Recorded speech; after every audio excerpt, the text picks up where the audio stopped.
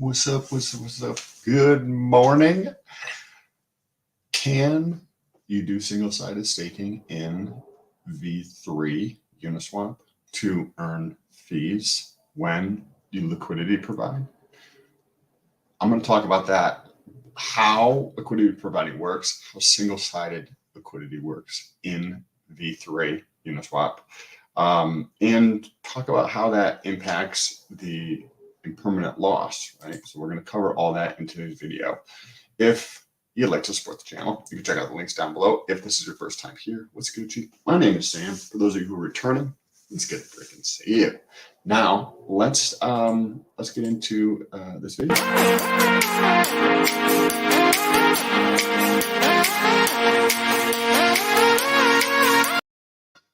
Yeah, what do you think of the intro there? Just got that done.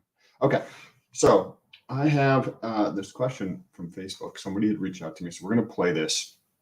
I don't want to share their identity, so that's why I'm going to have to share it on my phone. So we're going to play this. It's about 2 minutes long, and then we're going to get into the details talking about this.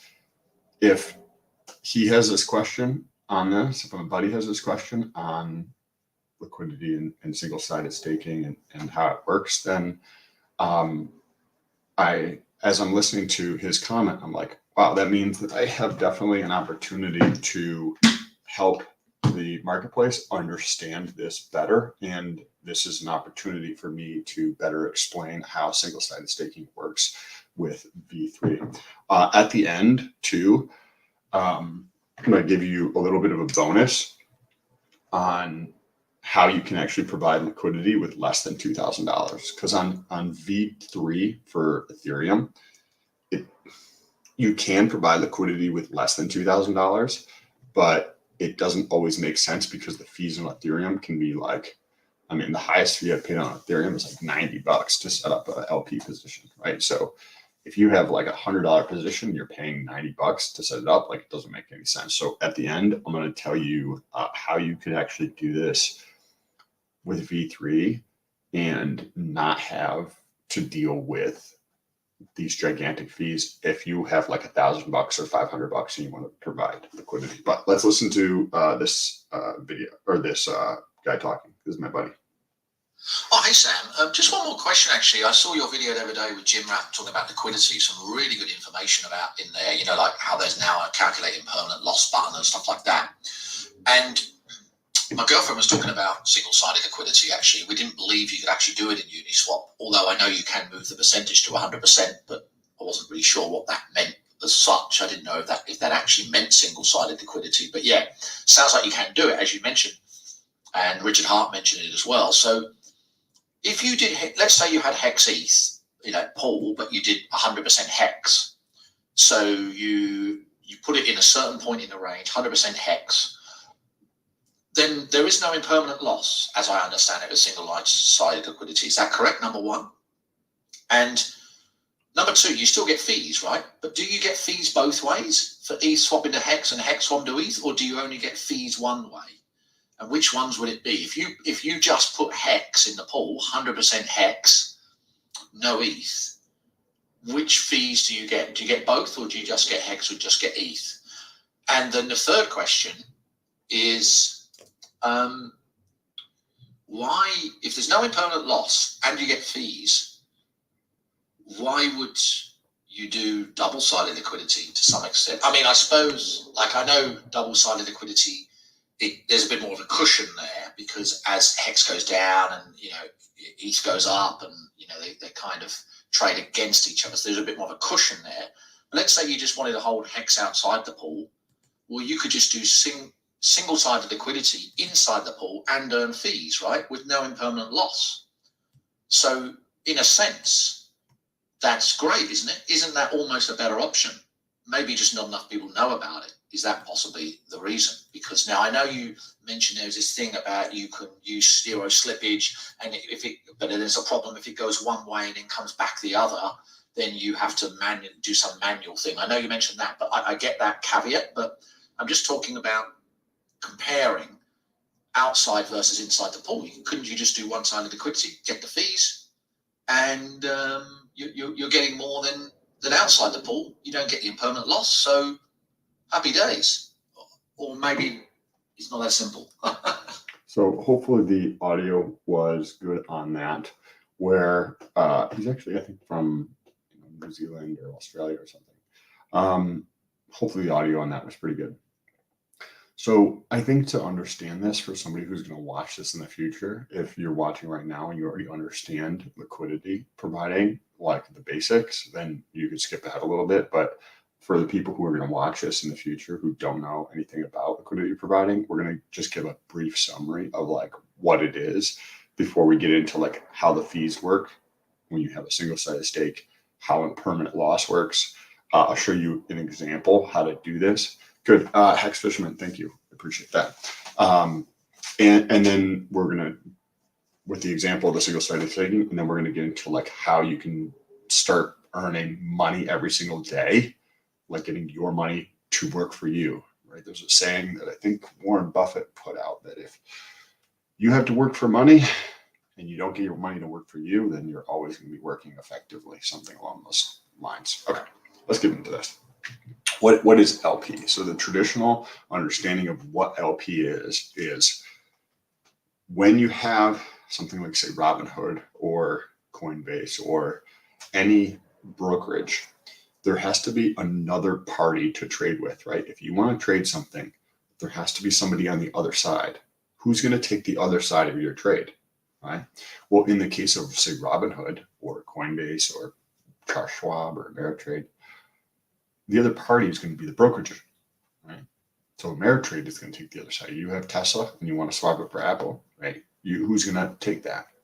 Ameritrade say, hey, I'll take that trade, right? And to do that, they earn a trading fee. Or in Robinhood's case, they gather all of your information and they sell it to a hedge fund to frontline you. So in either way, they're earning the fees from people trading. Right? Whether it's directly as in they're charging for the trade, whether they're giving you a worse rate for your trade, right? Tesla's selling us, say, $800 and they give you $798, right? They're still charging you. Or in Robinhood's case, where they take all the data from the aggregate of all their users and they sell that to a hedge fund to front run you, right?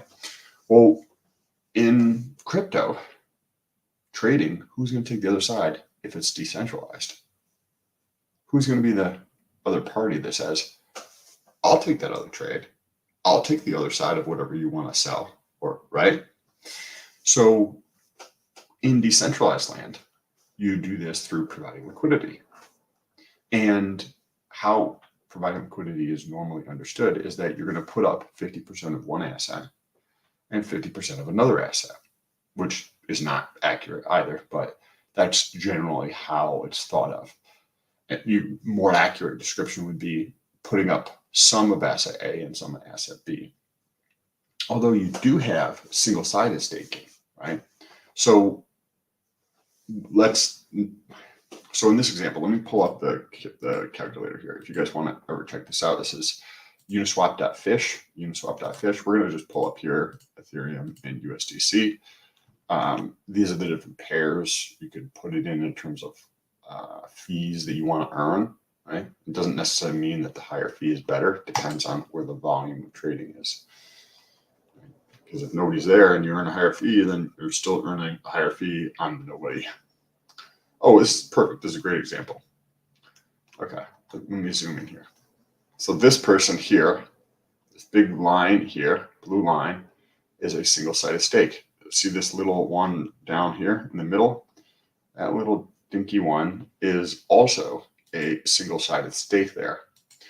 And what that means is instead of putting up 50% of one asset and 50% of another asset, you put up all of USDC, right? Or all of Ethereum. The pink line here is the market price. So this player over here put up all, let's zoom out a little bit. What did they put in? It looks like probably all Ethereum or all USDC, I would think. And over here, it's probably all Ethereum. It might have that backwards because the calculator is inverse from what's on the actual Uniswap site, right?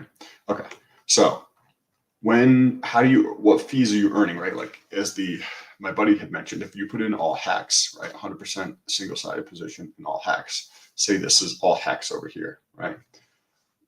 What are you earning fees in? If this was hex in Ethereum, are you going to earn the fees in hex or are you going to earn the fees in Ethereum? Well, to understand that, we need to understand how fees are earned to start with.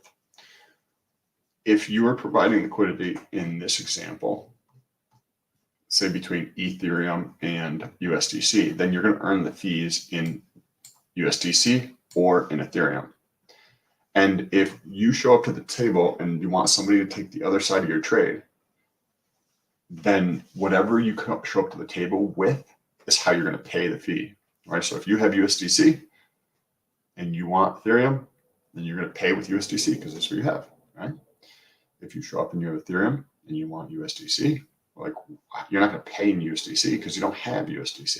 So you're always going to pay in the coin that somebody's going from, right? Because that's what they have, right? You're not going to show up to buy shit at the grocery store and pay in yuan or the euro or pounds if you're in the United States. If you're in the United States, you're not going to pay with pounds, right? You're going to pay with what you have, right? So whatever somebody shows up with is what they're going to pay with. So you're going to earn fees in both of these assets. Now, what happens if it's a single-sided one? Are you going to earn hex or are you going to earn Ethereum? Well, how does this happen? How do you earn the fees, right? Well, somebody has to show up to the table.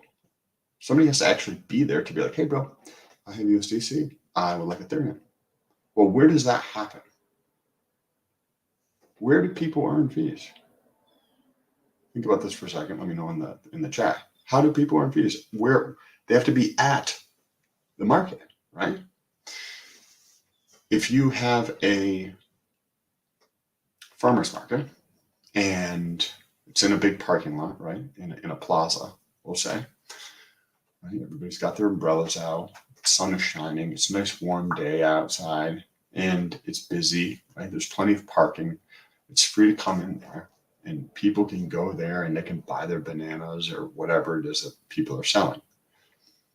Now, if you go to the farmer's market in this plaza, right? So say there's a big strip mall. It's a big, long building here. And the whole parking lot, the first like 6 or 7 rows is all these tables and umbrellas and people walking around. And then the last like 20 rows is all parking, right? And everybody's like around there having a good time in the sun, buying all the cool shit that they want, the knickknacks and other garbage. And you, a vendor, want some of that money, right? You want some of that money. So what do? Well, because it's more dangerous, you put your hood up. You go behind the strip mall. So there's this giant building here. On this side, you have like the first 6 or 7 rows are all vendors. And then behind that is all the parking. And then you have the building. You go behind the building and you put your tent up right by the trash can, right? Do you think that anybody is going to buy from you because you're behind the building where the trash is? No, of course not. If you guys have any questions, you can let me know in the chat. Okay, so if you're in the back by the trash, nobody's going to be back there to purchase from you, right? Because there's no effing customers. So let's look at this again. Now, given that example, right, you understand that the pink line is where the market is. Another way to think about this, when you think about the analogy we just talked about, is that the market, the customers, the parking lot is the pink line. And you are set up by the trash can, right? You have your stuff over here and you're set up by the trash can. You're like, ooh, nobody else is here. That means you don't get any fucking customers, bro. So when you think about fees, if you're doing single-sided staking, there's no fees. So it's not that you're earning fees in Hex or Ethereum or whatever. You just don't earn any fees. Yes, you can single-sided staking. So what is staking, right? It's just locking up your money. Yes, people tend to not stake unless they get something. That is accurate. But that doesn't mean you can't stake and not earn anything. And that's what that position does. You can set up behind the strip mall with your, knickknacks you're fucking trying to sell, and you can not sell anything, right? Yeah, that's 100% possible. And that's what single-sided staking is. You earn 0 fees. That's all. You earn 0 fees. There's no customers there, right? Because the market is over here by this pink line, and you're way the fuck behind the building. Nobody's there, right? Same thing with this little one over here. It's closer to the market. Maybe this person's set up like on the side of the building, right? And then there's a possibility some customers could come over there, right, to do that. Now, the only way you're going to earn fees, so that hopefully you can see this, I'm going to change the price. Look at this chart up here. The pink, I'm going to move the pink line. Currently, this is basically the price of Ethereum, right? $1,124. So if the price comes this way, right? Comes this way over here, as it goes through this line here, and say it's sitting on the line, right? It's pretty narrow. So say it's sitting on the line there. When it's sitting on the line there, you're earning a massive amount of fees because there's a lot of volume here between USDC, right? So what if in this scenario, the price changes and all the customers are actually behind the building, right? You're selling ice cold water and safety, right? And in the front of the building, there's a shooter, and everybody's like, "Oh my God, I'm so thirsty. The only way to kill the shooter is by drinking cold water and protecting themselves," right? Because the shooter is shooting dehydration, energy at them or whatever. Well, then you're going to sell a lot of your shit, right? And nobody else is going to sell their shit, right? Because there's no other vendors in the back by the trash where you are. So in this case, you're earning all the fees of the market, or effectively most of them. And the reason is because there's no other vendors there. And that's how you can think about concentrated liquidity. In this position here, zoom down here. At this point right here, assume that this pink line is on top of the blue line. All the people in the marketplace, you're going to represent the vast majority of them, right? And you see how down here at the bottom, there's this tiny little like blue line that represents everybody else, right? So there's virtually nobody else in the marketplace. So that means all the fees you get to earn. So this is a perfect example of how concentrated liquidity works, right? So if you're not sure how concentrated liquidity works, you can check this out. That's a perfect analogy of how this actually works. Now, as this price changes, right, we're going to move this a little bit more, right? The price is going to come over here. Now, the price is on this side. So what has happened is your USDC, in this, say you put in all USDC here. Now, all of your USDC is Ethereum. You no longer have USDC. And while maybe the price was on the blue line for 26 seconds, maybe it was on the blue line for 37 minutes or 2 hours, right? It depends on what's happening in the market. So while it was there, you were earning fees in USDC and in Ethereum, right? After it's on the other side, all the customers that were behind there by the trash can where you have your Kenta now move back to the front of the mill to go back to the actual marketplace, right? Well, in this example, right? But the market has just moved to the other side. So now you're not earning any fees and you no longer have any USDC, you have all Ethereum, right? So when you think about fees, they're only going to happen if the market's there, right? And if the market's somewhere else and you're setting up a single-sided stake, you don't earn any fees. Now, when it comes to impermanent loss, let's understand what impermanent loss is. So if you're not sure what impermanent loss is, it's effectively an opportunity cost. If you choose to spend your time watching this video, maybe there's 20 minutes, right? And you could have taken that time to go make breakfast. Well, you didn't. That's an opportunity cost. You may have a wife or a girlfriend, right? Multiple girlfriends. And you could have had just one girl Or you could have had a different girlfriend or a different wife. You chose that one. That's an opportunity cost. You work a job making whatever you make, telling whatever stories you have about your life, about your job.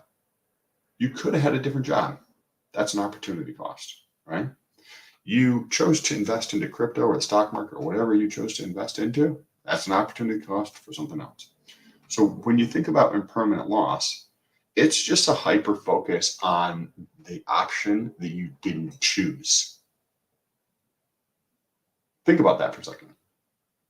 Impermanent loss is like putting a magnifying glass on the other option. Say if you're married, right? And in your marriage, you decide to focus on the other hot girl in college that you could have been with and you could have married and didn't. Do you think that's a healthy thing to do? Do you think in your marriage you should focus on somebody else that you should have been with?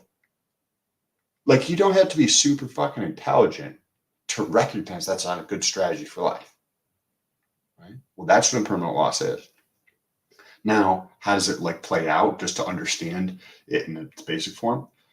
If you have, say, Hex and Ethereum, and you're providing liquidity between those two assets, and Hex goes up by, say, a 3x and Ethereum goes up by a 10x, then you're going to be left with holding the lower performing asset. So you'd be left holding Hex. Now, in that, if you had just held Ethereum, you would have had a 10x.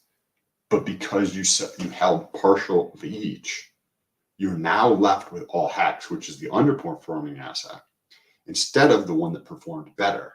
So you could have had a 10x, but now you have a 3x. But in reality, it's actually a lot higher than a 3x, right? Because through this, say this time took 6 months. So say it went from, where we currently are to a 10x in Ethereum and a 3x in Hex over this 3 or 6 month period of time. During that whole entire time, you've been earning fees, right? And you've been also earning the appreciation of Ethereum on part of your position, right? Say if you did have 50% in A and 50% in B. So you earn a 10x on 50% of what you're doing effectively. So 50% of your portfolio that you choose to put into LP would earn 10x. 50% would earn the 3x. And then there's also the fees you generate through the whole time. That every single time you could take that and pull that off and convert that to Ethereum if that's what you wanted to use to build a bag, which then reduces the impermanent loss that you would have, right? So that's effectively what impermanent loss is. Now, how would you actually go through and set up a single-sided stake? Or maybe a better question is, why? Why would you want a single-sided stake that you can't earn money on? Well, let's go back to this example again. In this example here, why would you want to put your money here that doesn't earn anything? Well, this person here is dominating this pool, right? A normal pool, let's pull up Hex and Ethereum. Let's pull up Hex and Ethereum. This would be, say, a normal pool, far smaller, far less liquidity, but this is what like a normal distribution might look like for liquidity that has some level of liquidity, right? But like there's assets where that's like 10 grand of liquidity or 50 grand of liquidity. That's very small. So this has maybe like a couple $1 million of liquidity. And this is what normally it looks like here. You can see there's somebody actually doing a single-sided stake right here. So why would somebody want to do that? Well, let's assume that I bought Hex 18 months ago and I put in 100 grand.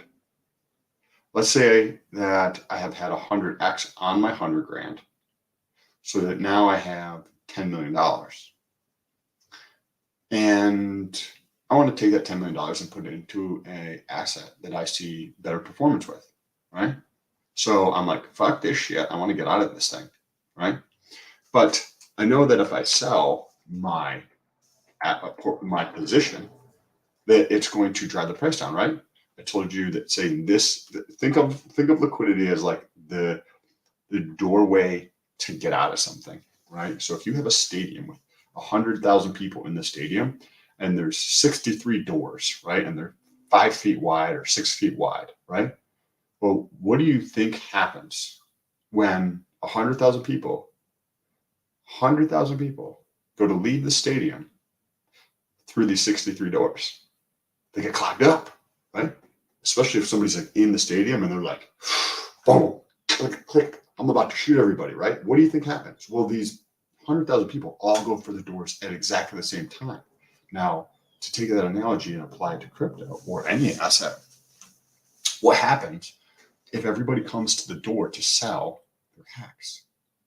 The price tanks, right? So if I bring $10 million to sell to the market, right? I'm coming up to the doorway and I've got like this gigantic amount of like herd of elephants that I need to move through this doorway. And you can only bring one elephant through it per time. And there's other people too. But like, I'm like, fuck you guys. I'm the one here who's really important because I've got $10 million, right? I'm going to destroy the price, which means that if hacks were selling at 3 cents, maybe I'd push the price down to 1 cent.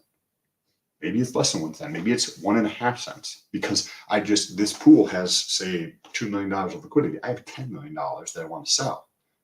Maybe I drive this down to a fraction of a penny because I have 5 times more than what's actually available in the market for liquidity. Right? There's only $2 million there. So that's basically all I could get from this without destroying myself and exiting. That is exactly why somebody might do a single-sided stake. Because if you have a single-sided stake, I can put, say, $1 million at this price, $1 million at this price, $1 million at this price, $1 million at this price, or I can stick all 10 million here. Now, remember that example where we have, let's just use this because we have it up here. This is a single-sided stake. Let's assume that this is hex, right? Over here, this tiny little like nipple here. Right? Now, when we come over here and we move this price from where it was to where it is now, hex has been sold for Ethereum. Remember how we talked about this? This position right here was all hex, and now it is all Ethereum. So I had my $10 million of hex USD value, right? I just sold it for Ethereum, and I didn't drive the price down because I was part of that liquidity. Instead of the liquidity being 2 million, now it's 12 million, right? Because I added my 10 million to it. So this pool would have jumped in terms of liquidity from 2 million to 10 million because I added all my liquidity there. And then as the price moves, I sell all of my shit to the people who want to buy Hex. People are like, oh, Hex is going to go up, right? And I'm like, oh, fuck these fucking clowns, right? And I sell it to them. Or maybe it's just the person wants to buy a house, or they want to put their money somewhere else, or they want to diversify, right? Like there's 1,000 different reasons why this might take place. And now I didn't have to drive the price down. I was able to actually earn fees, even though it might be just a brief moment. Right? Maybe it sat at that spike, right? Maybe it sat at this level here for, I don't know, 40 minutes, right? And while it sat here for 40 minutes, maybe I earned $1,000, right? So instead of paying slippage, paying multiple percentage of my $10 million. So say slippage, if I tried to exit $10 million over the course of, say, a week, right? Because you couldn't do it otherwise, or you just absolutely destroy yourself. And say I had to pay 7% slippage, right? 7% on $10 million is 700 grand. So instead of paying $700,000, maybe say I earned, maybe I did multiple positions, multiple single-sided stakes at different prices, and you can do it above the market price too. Or not, you can't. You actually have to. That'll be a topic for a new video when we actually set up a position. But I actually earned fees. So I was able to actually earn fees instead of pay $700,000. That's why people would actually do a single-sided stake, right? The only time you're going to earn those fees is when the price is sitting smack down on top of where you're at. Remember, the only time you're going to sell any of your water, your ice cold water by the dumpster in the back of the plaza, right? You're just turning in now, go watch that part of the video. Then is when the customers are back there, right? Now, let's go on to how somebody could start earning fees in LP, right? Well, first of all, you have to understand, you have to be okay with like not looking at the back in your history all the time to be like, oh, I should have married that other woman, right? You got to stop doing that, right? So I would use a smaller portion of your bag, right? And if you don't have a lot of money, you can do this with less than $1,000, less than $500 if you care to. Quick swap. So you can do this on Uniswap too, but just for fun. Quick swap, to give context and more information to the market. Quick swap is another swap. It's a fork of V2.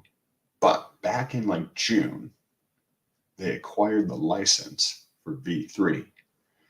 So what you can do, you can go to like All-Chain Bridge or another chain or exchange, and you can buy some Matic. And you could take your Matic to QuickSwap, and you can provide liquidity on V3 on Polygon.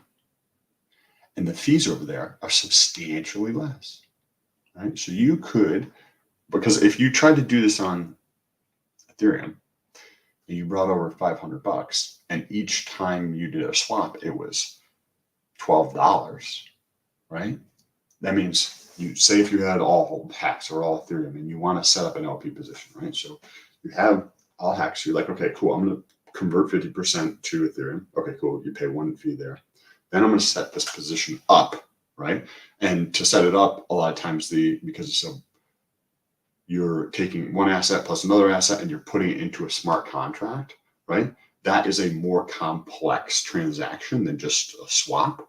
So it requires more data. When you require more data on a blockchain, what does that do? It costs more money. So the fee to set up a position generally is going to cost more. If the average price is $12, then could be 24, could be 18, and maybe the congestion on the network actually decreased. So there's a small possibility it could be less, but a lot of times it's more. So you can actually take a smaller amount of money and earn fees over there instead of having to pay the giant fees on Ethereum much faster. I will do a video on that soon and how to actually do that, or like what the returns are like over there. Let me just say hi to chat real quick. Jack Handy, good morning. Good morning. I love LP2. It's freaking awesome. Chad, what's Gucci? Good to see you. T Bishop catching up. Morning all. Good morning. Thank you. I appreciate it. I actually thought I was like, oh man, I had some good analogies today. Helping out. GRC, what's good, fam? Why Gary B talks LP. Oh wait, it's Sam. What's good, GRC? How you doing? Hi T, Gary B. What's up? I'm actually gonna get off of here and go to the gym in a second. Joe B, hello. Polygon works on Uniswap QuickSwap. Yes, thank you, T Bishop. I think you had mentioned you're doing. I thought you had mentioned potentially you're doing something on Polygon, right? I've making over 1% a day in my tests on Polygon. I can make any way to Ethereum later. Make your way over to Ethereum. Yes. Okay. So if you guys are still watching, or if you're watching this in the future, you probably won't be able to do this, but 1% a day. People are like, oh, good. I get 38% annually in Hex. If you lock up your shit for 5 or 6, 7, 10, 12 years, right? You can get 1% a day. Today. You don't have to lock your shit up forever. You can take that out whenever you want. 1% a day. In 30 days, you earn 30%. There's been days where I've earned 5% on my money. 5%.